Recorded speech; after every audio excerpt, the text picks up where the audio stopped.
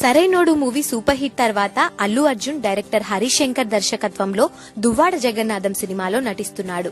ఈ చిత్ర షూటింగ్ శరవేగంగా జరుపుకుంటోంది. ప్రస్తుతం హైదరాబాద్ శివారు ప్రాంతాలలో షూటింగ్ చేస్తున్నారు.